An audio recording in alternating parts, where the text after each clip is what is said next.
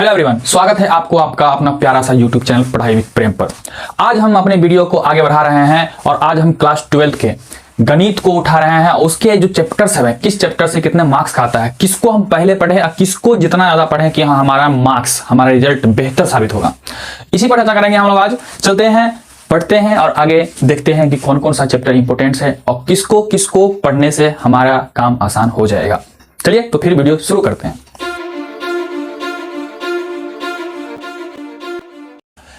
अब देखिए, मोस्टली बच्चा क्या होता है, मैक्सिमम आदमी सब जो भी है, इंसान सब पढ़ने वाले पढ़ाने वाले एनसीईआरटी को फॉलो करते हैं।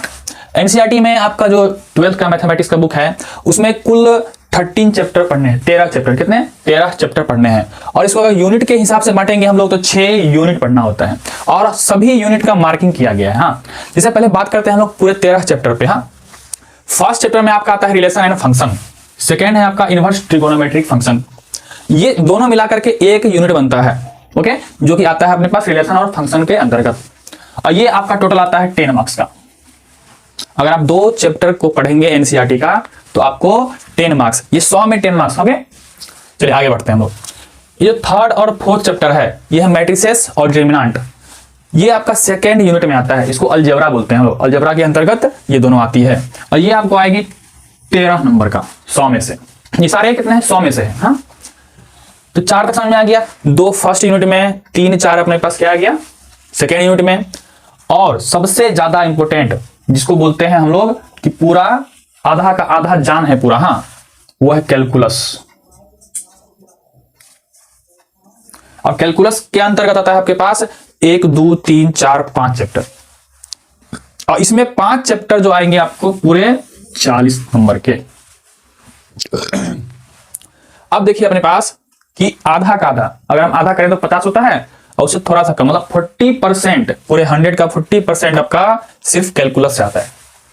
हाँ, बशर्ते बात ये अलग होती है कि हर टॉपिक में, हर चैप्टर में क्या होता है, 3 लेवल से क्वेश्चन आता है आपको। एक सबसे इजी, एक मीडियम, एक हार्ड। तो आपको पढ़ने के दौरान आपको सबसे पहले इजी और मीडियम पे फोकस करना है। हाँ, तो फिलहाल अभी तो बात करते हैं हम लोग कि हाँ किसमें से कितना नंबर का क्वेश्चन आता है, नहीं आता है। सो आगे बढ़ते हैं हम लोग। 9 तक पहुंच गए हैं। 10 और 11 आता है अपने पास फोर्थ यूनिट में। इसको बोलते हैं हम लोग वेक्टर और 3D। नाम भी है हमारे पास, वेक्टर अलजेब्रा और 3D। 5वीं यूनिट में आता है हमारे पास लीनियर प्रोग्रामिंग, इसको बोलते हैं एलपीपी हम लोग। हाँ, और अंतिम आता है हमारे पास 13वां नंबर में प्रोबेबिलिटी, 6ठा यूनिट। तो आपका जो चौथा यूनिट है उससे आपको आएंगे 18 नंबर का। एलपीपी से आता है आपका 9 नंबर का और प्रोबेबिलिटी से आता है आपका 10 नंबर का। ये सारे आपके 100 नंबर पूरे गए होंगे। मगर बिहार बोर्ड का जो पैटर्न चल रहा है अभी वो है डबल पूछने वाला। हाँ, एक का डबल, हाँ, हेरा फेरी वाला। तो अभी हम लोग इसमें अगर मान लीजिए सबका डबल डबल, आपका अगर एक पढ़ रहे हैं आप फर्स्ट यूनिट तो आप 10 नहीं 20 नंबर का तैयारी हो रहा है आपका। उसी तरह अगर आप सेकंड पढ़ रहे हैं तो 13 नहीं 26 नंबर का तैयारी हो रहा है आपका। तो उस हिसाब से अगर हम देखा जाए तो जैसे अभी 23-24 में एग्जाम हुई है, हाँ, 22-21 में एग्जाम हुई थी डबल डबल का, उसी तरह से आपका अगर 25 में इस तरह का एग्जाम हुआ तो आपके लिए बहुत ही आसान तरीका है। और एक बात, 10वीं के गणित से बहुत ही आसान है 12th का गणित। हाँ, 11th का ठीक ठाक है और 11th और 12th के कंपेयर अपने पास तुलना, तो 11th के सामने में समझिए कि छोटका भाई हुआ एक तरह से 12th का मैथ्स। अगर हम तुलना करें किसमें, हार्ड और अपने पास इजी में, तो डिफिकल्टी और इसी में तो बहुत ही आसान है। 10वीं क्लास के मैथ से ही बहुत आसान है। 10वीं में अगर कोई बच्चा मेहनत करके 90 नंबर लाया है तो इसमें मेहनत करके वो 95 ला सकता है आराम से। और कोई लाया है 50 तो ला सकता है 60 नहीं 80 ला सकता है अभी 12th का। ऐसा सिलेबस है, ऐसा इजी टॉपिक सब है। तो हम लोग क्या करेंगे कि आप जहां भी क्लास करते हैं उसको रेगुलर करते रहिए और हम जो बनाएंगे वीडियो आपको बस वही करने वाले हैं कि आपको कम मेहनत में ज्यादा नंबर कैसे आएगा। हाँ, हम लोग हार्ड वर्क नहीं, बैल वाला मेहनत नहीं करेंगे, हम लोग करेंगे स्मार्ट वर्क। हाँ, शेर वाला मेहनत, कम मेहनत में ज्यादा काम। तो अब आपको बुक जो लेनी है, बुक इसका एनसीईआरटी का 2 पार्ट में है। इसका पार्ट 1 एंड पार्ट 2। पार्ट 1 में आपके पास 1 से लेके 6 तक, हाँ, 1 to 6 चैप्टर आएंगे और 7 से लेके 13 तक आपका पार्ट 2 में आएगा। 2 बुक लेनी है एनसीईआरटी की और 2 बुक बनाने के बाद आपका क्वेश्चन बैंक बनाने के बाद क्या होगा कि आपका 12th का जो बिहार बोर्ड का एग्जाम होगा एकदम बउआ लगना शुरू हो जाएगा आपको। हाँ, एकदम इजी वे में। हाँ, अगर जो सीबीएसई वाले हैं वो एनसीईआरटी के अलावा भी अपने पास होता है हेल्पिंग बुक। RS अग्रवाल का, RD शर्मा का, उसको आप सॉल्व कर सकते हैं। या फिर जो कंपटीशन निकालने वाले बच्चे होते हैं, जेईई मेंस वाले सब, हाँ, तो ये सब एनसीईआरटी के अलावा भी आप सॉल्व कर सकते हैं, बशर्ते कॉन्सेप्ट इसका एनसीईआरटी से पहले पढ़ लीजिए आप। हाँ, कुछ कुछ बातें एक्स्ट्रा होती है जिनको आपको एक्स्ट्रा जानना पड़ेगा। तो फिलहाल अभी बात करते हैं हम लोग बोर्ड पर, बिहार बोर्ड के एग्जाम पे। आप इतना पढ़ने पे आप अच्छे खासे नंबर ला सकते हैं। इसमें से आप थोड़ा पार्ट छोड़ भी सकते हैं तो भी आपका क्या होगा, 100 में से आप 90, 98, 95 ला सकते हैं आराम से। तो हम लोग उसी बात करेंगे किसको किसको पहले पढ़ा जाए कि आपको लगे कि हाँ अब हमारा 100 नंबर तैयार हो गया है, और जो बचेगा समय उसमें हम लोग एक्स्ट्रा नॉलेज के लिए कुछ ना कुछ पढ़ ही लेंगे। तो चलिए बताते हैं कि सबसे पहले किसको किसको पढ़ना आसान होता है, कौन कौन चैप्टर आसान है जिसको पढ़ के हम 100 नंबर ला सकते हैं।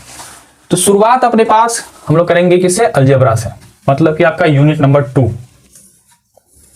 इस पोर्शन को, मैट्रिसेस और डिटरमिनेंट। एकदम लॉजिक वाला खेल सब रहेगा वो, हाँ खेल, इसमें खेल खेलबल होता है, हाँ ऐसे करना वैसे करना, नया चीज लगेगा आपको थोड़ा बहुत, हाँ जिसको आपको मजा आया करने में, और बहुत ही आसान तरीके से आपका ये दोनों काम हो जाएगा। इसके बाद आप चले जाएगा फट से वेक्टर पे। आपको हम फट से वेक्टर पढ़ाएंगे। आपको 2 चैप्टर यहां से, 1 चैप्टर यहां से, 3 चैप्टर पढ़ने के बाद आपका 60 मार्क्स आ जाएगा। इतना ही से आपको 200 बता रहा हूं मैं, 200 में। मान लीजिए अपने पास कि यूनिट 2 से कितना आ रहा है नंबर का, 13 नंबर का, और जो अपने पास यूनिट 4 है उससे कितना आ रहा है आपके पास, 18 का, तो आधा कर दीजिए उसका अपने पास, 10 ले लीजिए इसमें से, इसमें से कितना है 13, तो 13 दूना कितना हो गया 23, 23 दूना 46। मतलब कि आपके पास इसमें से 46 ही नहीं 50-60 भी आ सकते हैं आपको, हाँ मार्क्स। तो पहले ये इजी पोर्शन होता है, बच्चे को मजा भी आता है बनाने में और समझ में भी आ जाता है। आप 11th क्लास पढ़े होंगे फिजिक्स, उसमें वेक्टर पढ़ाया जाता है, हाँ अगर वो पढ़े होंगे तो आपका वेक्टर अलजेब्रा का चैप्टर अभी से समझिए 90% ओवर है। नहीं पढ़े हैं दोबारा पढ़ लेंगे हम लोग मैथ में। जो काम 11th में हम लोग फिजिक्स में किए वेक्टर का, वही काम यहाँ पे मैथ में हमको मिलेगा। इस 3 चैप्टर करने के बाद हम लोग हाथ लगाएंगे कैलकुलस में, और कैलकुलस में भी वही पार्ट करेंगे जो आसानी से हो जाए। माथा पच्ची उतना नहीं करना है, जानना सबको है मगर जोर लगाना उसी पर है जो हमारा काम हो। जैसे मान लीजिए हम बोले ना कि हर क्वेश्चन का 3 लेवल होता है, इजी, मीडियम और हार्ड। तो सबसे पहले इस पर हम लोग लगाएंगे जोर। ये दोनों कंप्लीट हो जाएगा। अगर ये दोनों कंप्लीट हो जाएगा कैलकुलस का, समझिए कि 40 में से आपका 30 नंबर कवर हो जाएगा इजी और मीडियम पोर्शन से। तो समझ लीजिए आपके पास कितना, 100 में 30 तो 200 में 60 पोर्शन यहां से कंप्लीट होता है आपका, सिर्फ 60 नंबर का। अगर आप इतना किए, कितना 1 2 3 तीसरा हो गया ये, इसमें से 5 में से हम लोग जो सब अपने पास इजी पोर्शन होगा, मीडियम पोर्शन उसको उठाएंगे करेंगे। और उसके बाद मेनली क्या होता है ना, इसमें 2 चीज करना होता है, एक पूरा डिफरेंशिएशन और पूरा इंटीग्रेशन। जो इसका प्रोसेस होता है उतना ही करना है। तो कितना हो गया आपके पास, 2 2 4, इसका 1 5। और एक चीज पहले से आप जानते हैं, क्लास 10th में ग्राफ बनाना सीखे होंगे, 5 नंबर क्वेश्चन का है ना ग्राफ बनाना, बस उसको अपने पास थोड़ा एक स्टेप और आगे बढ़ा देना है, वही हो जाता है आपके पास लीनियर प्रोग्रामिंग। अगर ग्राफ बनाना भूल गए हैं तो सीख जाइए, क्योंकि 1 घंटे का काम है। अगर आप वो सीख गए हुए हैं, जानते हैं पहले से, तो इसको आराम से बना सकते हैं अभी भी। और यह साहब 5 नंबर में आता है, जैसे 10वीं में आता था ना 5 नंबर ग्राफ, फिक्स है, आता ही आता है, वैसे 12th में आता ही आता है। तो इसके बाद हम लोग ये इसको पढ़ेंगे। और बच गया आपके पास कितना हो गया, 2 2 4, 1 5, 1 6। और उसके बाद हम लोग पढ़ लेंगे इनवर्स ट्रिगोनोमेट्री, क्योंकि ट्रिगोनोमेट्री से हम लोग को पाला पड़ा हुआ 10वां में, उसका फॉर्मूला सब पता है। बाकी जो बच गया है उसको फिर तो लास्ट में कर ही लेंगे हम लोग, हाँ। तो जितना मैं बताया हूं उतना पहले करना है, और उतना करने पे आपको 100 क्या 150 नंबर आ सकता है 200 में आपको, हाँ मगर करेंगे हम लोग पूरा। तो हमारा रणनीति क्या है, आप लोग कैसे करने वाले हैं उसी हिसाब से करते रहिए, और जो मैं आपको देने वाला हूं इस पे, हाँ वो सब भी देखते रहिए।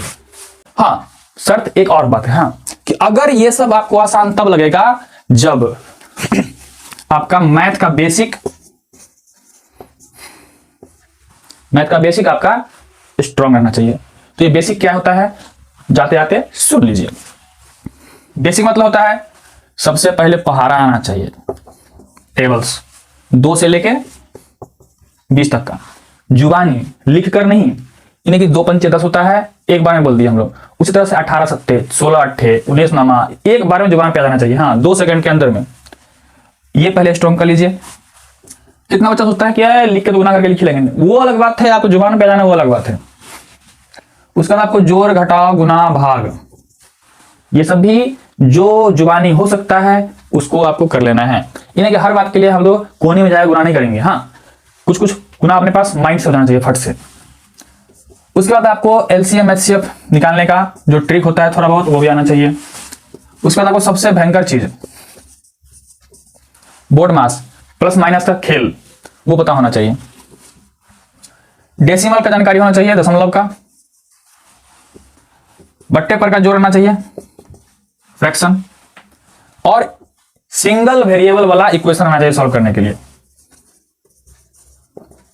सिंगल वेरिएबल वाला जो क्लास 8 में पढ़ाया जाता था कि अगर आपके पास 2x + 5 बराबर में 10 है तो x समान निकालिए। मतलब बराबर के इधर से उधर तरपने वाला नियम कानून पता होना चाहिए।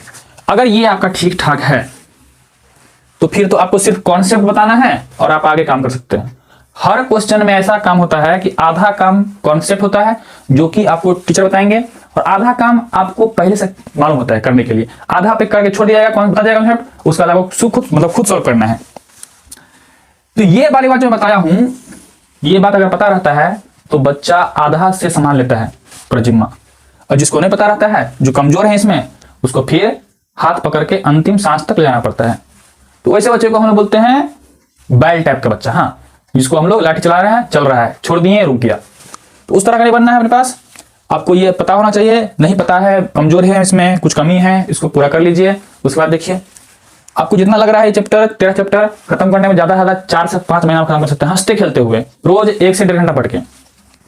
और अगर नहीं ये सब कमजोरी है इसमें, तब तो 1 साल भी कम पड़ जाएगा।